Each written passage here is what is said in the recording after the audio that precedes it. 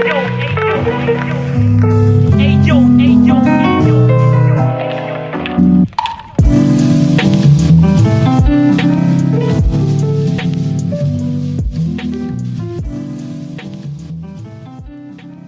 project is a no-profit foundation about visual art and photography. If you want to help us, just drop a donation on buymeacoffee.com/BerlinExplorer. Hello everyone, we are again in 50 minutes of experience, and today I'm with Pranay AGRAWAL from India, Mathura, and welcome Pranay. Hello, hi, welcome. It's really nice to have you here, and after I have checked your Instagram pictures, I was really interested to know more about your photography, especially in you as a human. So, what you can tell us first to understand who are you? Yes, so I'll tell you a little bit about my journey. I started photography in COVID, which was October 2020. So it hasn't been even a year yet. I was very much interested in landscape photography because some of my friends used to do it in my college, and that led me to buy a camera. My first camera was a Fujifilm, and it is still my only main camera. So I started going out in the streets because I could not find many landscapes in my city, and I started clicking streets.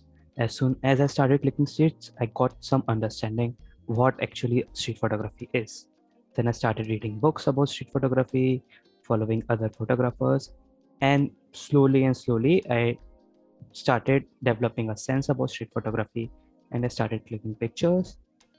I used my own Instagram account to post pictures, and so far the journey has been very challenging and interesting. I mainly shoot moments which are very unique to me, which I think that people will not be able to recreate, like moments that phases time basically. So that is there. Would you like to talk about any specific picture? No, I don't know if you have some specific picture, but what I'm looking at your picture is mainly you shoot in black and white, and I would love to know what kind of emotion you can feel it when you shoot some of your picture. So the the process I follow, the emotions I feel while shooting pictures is like suppose I see something take a place, like it makes a frame, it makes some composition. I feel kind of a moment, like it certainly pauses in my brain. This frame is like, suppose I see somebody laughing and somebody crying in the same picture. It makes it unique, right? Like same frame, a small distance, and there are two kinds of emotions. So I would definitely capture it. It will wow me that moment. So I try to find such these kind of moments which may make a photograph unique, which may tell a story, which might have something like to which is more than just a set of pixels, which is something you will cherish, you will memorize, you will remember even after a few weeks that I snapped this photograph. So this is my like go-to ideology while taking photographs. And this is what we're talking here in this podcast about stories. So I would love to know if you can tell us some of the stories that are behind the pictures. So I can share a story behind. Okay, so I recently shot a festival which is called Holi. It was celebrated in March. So it got celebrated in March. So it's a festival of color. And me shooting mostly black and white, I wanted to shoot at least one temple in black and white. So I visited two temples to photograph. I chose one temple to shoot in black and white and the other to be in color. And when you will see my feed, you will see I have mostly uploaded photographs which are in black and white. So I personally feel that when shooting black and white, I capture more emotions. There is a photograph in which you can see my lens is a little bit dirty. It's a little bit blurred. And those blurrings added a lot to the emotions. Like it played as a effect, as a realistic effect, which tells that we are in a very crowded place. There are thousands of people around us, and still we are trying to get some moment. The photograph I'm talking about was posted on. It was posted around 6 weeks ago. It was posted in, I think, July 13th. It was posted on July 13th. It's a black and white photograph. It's of a baby on the arms of of their mother. I really love that photograph. I look for such moments like which which are beyond colors and pixels, which are like which are some juxtapositions, for example, some portraits, some landscapes, which kind of are unique to me. I am a big fan of capturing shadows, silhouettes. I try to play with light. I try to play with the bokeh. I sometimes shoot wide open. I sometimes shoot at aperture 22. So yeah. So what do you think about you shoot you shoot in your main place, and mm, I would love to know what we see in your pictures. It's mainly what you do it in your life. It's mainly the place you're going in your life, in general, every day, or there are places just you go oppositely to going to make some picture. Yes, so I have a mixed setup. So what I do is I go on a weekly photo walks. So there are some go-to places, which is on banks of Yamuna River. So I go there, I shoot pictures, I shoot day-to-day life. But when there are some unique events, I like to document events too. So for example, I documented Holi. Tomorrow is Janmashtami, the birthday of Lord Krishna. I'll go to document that. So I try to do a mix of things. I try to shoot the life as well as the unique events.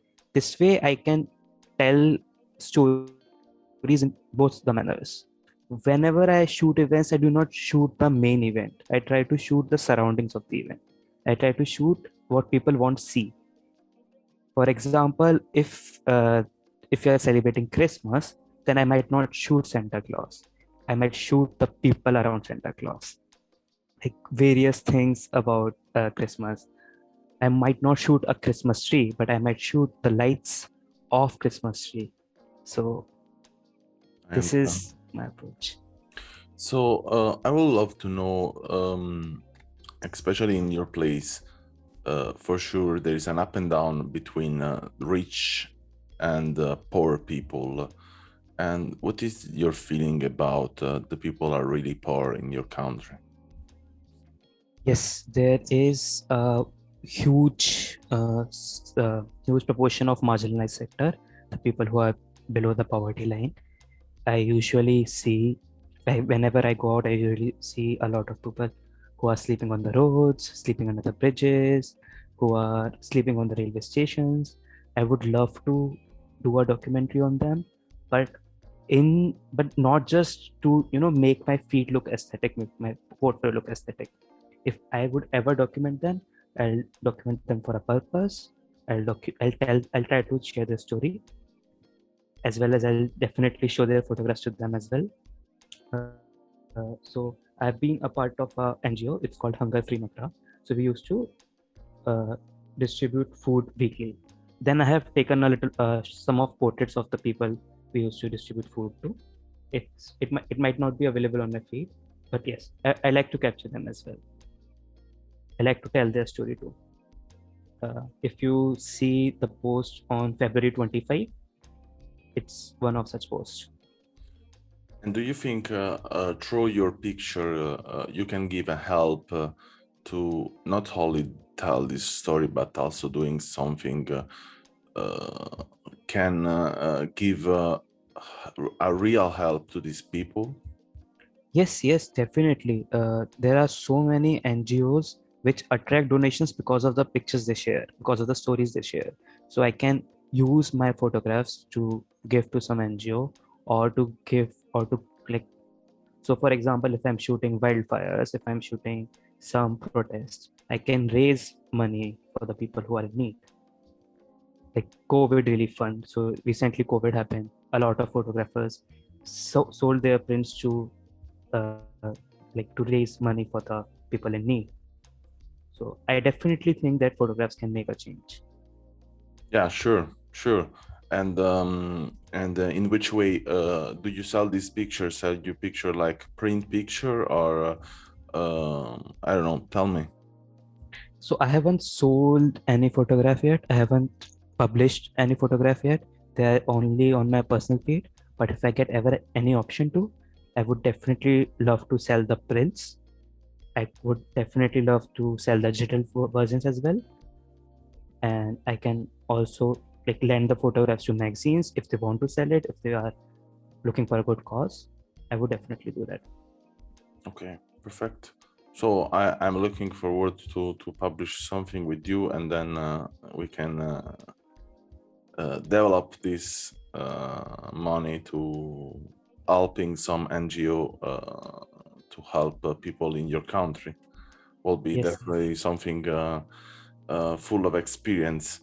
And I want to really know, there was some moment that you felt not really able to taking a picture of something or someone was too much cruel in front of you. Yes, it has happened a lot of times. Sometimes when shooting scenes, we cannot take permission before shooting the moment because it will ruin the moment. So sometimes when I snap pictures of people who are on the road doing something fishy or doing something which they might not want the world to see, and if I capture it, the people raise questions. The people come to me. They ask, "Why are you clicking my photographs? What did you click? Show me the photograph." Many of the times when they see the photograph, they understand my intention of taking the photographs and they simply let me use it. But there are some times when I have to delete the photographs. I have to apologize to the person. I i always try to be very humble. I always try to be very respectful. It's your photograph that I have clicked, and if you do not want me to have it, I will delete it. I'll delete it right in front of you. So this is my take. But yeah, I suggest people, like normal people who are not photographers, who are roaming in the streets, if somebody is clicking your photographs, give them a benefit of doubt. So That's what my suggestion would be. So, just another pair of question, and then we can stop our podcast. But I would love to know um, that what do you think about the experience to exchange picture with other people? Did you connect with someone already and talked about what you're doing during shooting pictures? And I don't know, in a way or another, this connection created some good feeling or bad feeling inside of you? Yes, so I usually share my pictures, talk about my pictures with other photographers I'm friends with the other photographers I go on photo walks with, as well as I show the photographs to my family and my normal friends who are not photographers to get their opinions, to ask what they really feel about the photograph, what else I missed, what else I could show. Is the editing too much? Can I be more minimal? Can I be more complex while telling the stories? So I'm usually like battling inside out about my photographs, as well as I take opinions from people, and generally they're very helpful. I get inspired from other photographs as well. There are too many photographers who are on Berlin Explorer project as well as beyond, and Yeah, they're yeah. I have seen that you have a lot of different publication in Yes. different footer in on Instagram, and do you usually connect with these other pages, or they connect with you? So usually these pages share the photographs using their hashtags. So there is not even a single communication while they share the photographs. They just pick the photographs from the hashtags and they share it. There's some contests which take the interviews, which talk to the photographers, but mostly they just share the photograph for their page, and they might give you a thank you or something. So like I really liked Berlin Explorer project because they are taking the interviews, they are talking about photography, they are promoting it as an art. I I'm really I'm, like. I'm happy for that because it's something I do it with all my passion and love, and yeah, I'm still figuring out what can be also the next step. I'm always looking in the next step, especially also if I'm doing something here and now. I look always forward and see, okay, what can be the next step, what can be the next future, what can be a good way to promote, but not only promote, because in this case, for example, also with this podcast, what I'm trying to do is to give a voice to the photographer, but not only to the photographer. For now, I talk only with the photographer, but I'm trying to invite to the podcast also editors, gallery, publishing house. People are behind this work, but not only. Also, only people take picture every day, but they don't identify themselves as photographer, for example. This will be the step to go forward to what we do, because we are actually in a world full of images, and could be really easy to watch all of these images just as zapping, and without having any curiosity or pleasure to know what is behind this, what is behind that. And just to close our talk, I would love to ask you, especially, what is your feeling when you connect with the children you find in the street? Feeling is it is beyond words. I cannot explain it. Like whenever I shoot children, like I love when they see their photographs. I love that small smile when they see their photographs being clicked. They get more active. They get more enthusiastic. And I, whenever I go back and look at the photographs, I miss those children. And I usually, when they are around, I usually go meet them regularly. But sometimes when I shot them in some other place, it might not be possible to meet them. So yeah, these are the photographs, these are the moments which I keep with me. Okay. So thank you a lot for your time with me, and this was Pranay AGRAWAL, and you will find a link in description to watch the work of him, and yeah, probably we are going to make some books for developing foundation and funds for Indian poor people. And yeah, that was really nice and also inspiring, and thank you a lot. Thank you. Thanks for listening to our podcast. Learn more about our project at allmylinks.com/BerlinExplorer, or visit our Instagram and follow BerlinExplorer project.